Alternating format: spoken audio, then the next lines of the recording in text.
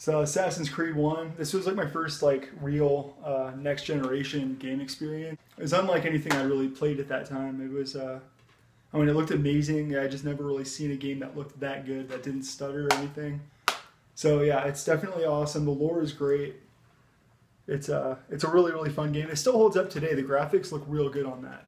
Metal Gear Solid 4 was on the same engine as this, and you know, that game still looks great. It takes forever to download, but it's great. Next is Assassin's Creed Bloodlines. I haven't played it yet, just because my PSP is in boxes somewhere, and it's just be a giant pain in the ass to get it. It's a continuation of Assassin's Creed 1, from what I understand. It looks really cool. It looks interesting. Definitely want to get into it. And in Assassin's Creed 2, like, you know, when you're in your villa and there's a bunch of like weapons and shit on the walls, but like you can't get some. That's because it's like locked behind this. You have to play this game on your profile to unlock those. Next, Assassin's Creed 2. I just remember going, holy shit. After the first one, I was just fucking I have to fucking play more. So I went and got this, and yeah, I love it. It's probably still my favorite in the series. This, Brotherhood, and 4 are my favorite. But yeah, definitely it's a lot of fun. I like that they expanded the lore more. It's a really good game. Ezio is probably my favorite video game character. He's fucking awesome. He's definitely the best in the series, unquestionably. But yeah, it's a fun series. It's a fun game for sure. And you know, definitely check it out. Next is Assassin's Creed Brotherhood. This was supposed to be a DLC for 2, but they just decided to make it its own full-fledged game, which you know, is good. You know, Ezio, you're a little bit older. You got I don't want to ruin the story, but it's definitely awesome. It helps tie 1 and 2 together a little bit, and yeah, it's badass. Next is Assassin's Creed Revelations. This is a really good game too. This one, you play as Ezio and you play as Altair from the first one. So it definitely explains what happened after the end of Assassin's Creed 1. So that's definitely awesome. You can get all these on PS4 too. You can get Revelations, Assassin's Creed 2, and Brotherhood. But I just haven't gotten that yet. I already have them on PS3, so I don't want to rebuy them.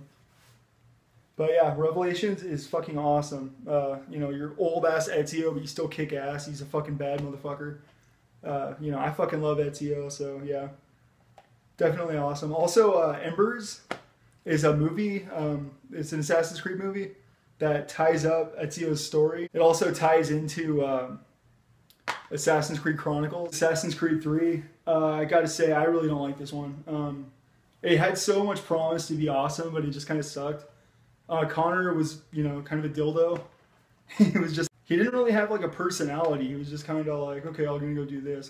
It's just like, I don't know. I guess it's just because we got spoiled with how awesome Ezio was. But yeah, I don't know.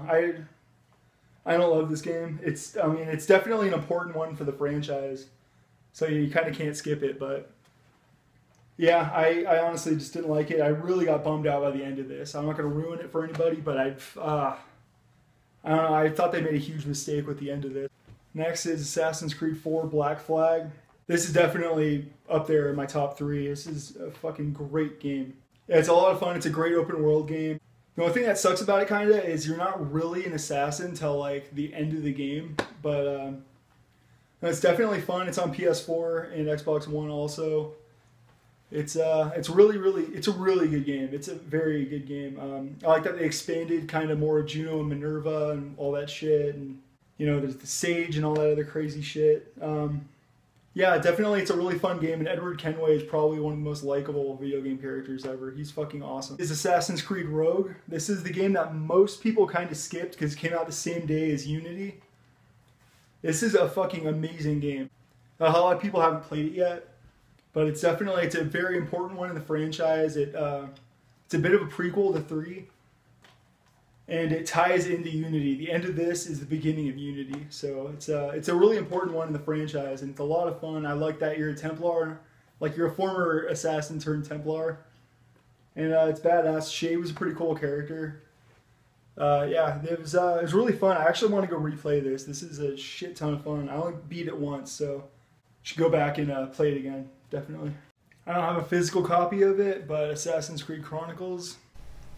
Assassin's Creed Chronicles is a 2.5D side-scroller. It's composed of China, India, and Russia. And it has a singular overarching narrative between all three of them, so you should really play all three of them if you want to get the full story. Aesthetically, they all look really unique. China's kind of got more of an underground kind of look. India is very vibrant. It's very colorful. And Russia is kind of more oppressive looking. It's a bit like more dark and red. Overall, they're really fun. I really like playing them. They're not very long, but they're really fun. They're different.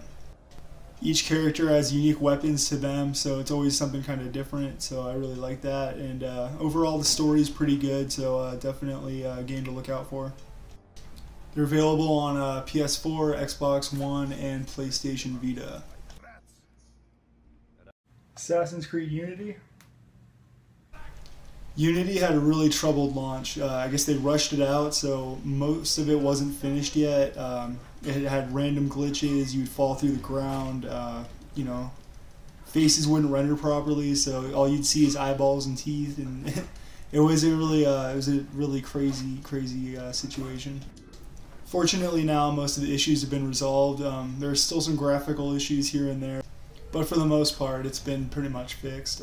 It's still really fun. I was only going to capture 20 minutes of footage for this, but I wound up playing an hour and a half of it. So, that just kind of shows you that, this is a really good game. It had issues, but it's fine now. It's a really fun game still. I really liked Arno Dorian as a character. He was interesting. He wasn't Ezio, which is good. I didn't want them to rehash that same thing over and over again. But he was interesting. He had a pretty good arc. The story was really good. I liked Elise a lot, and it's definitely worth checking out if you if you overlooked it when it first came out because everybody was bitching about it. Honestly, it's fine now. It's still lots of fun.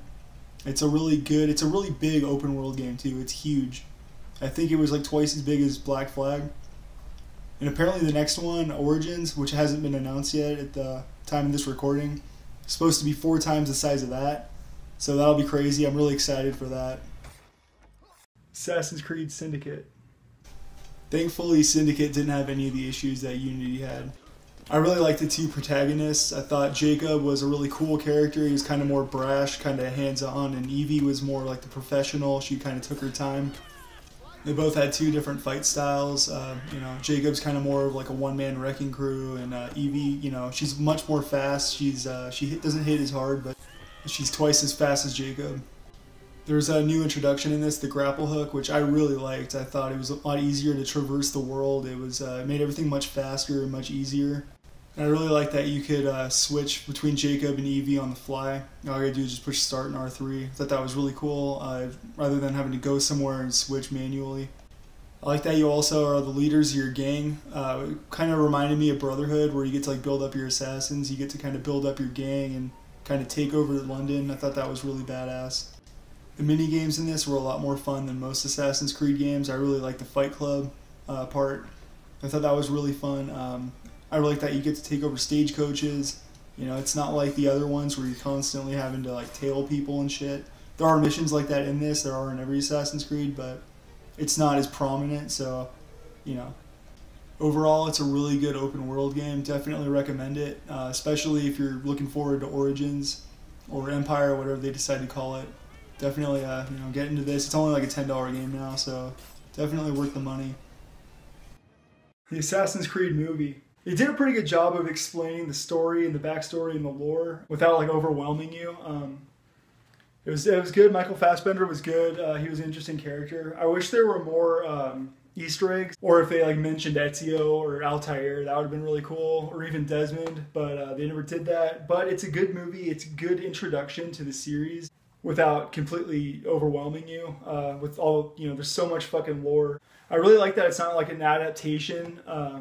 It's definitely its own thing. It's what happened in the world of Assassin's Creed in 2016, since we never got a game. There's deleted scenes in here that definitely ties more into Assassin's Creed Chronicles and stuff, but they decided to take it out for whatever reason. It's not a bad movie. It's entertaining. It's it's definitely not a bad 90 minutes.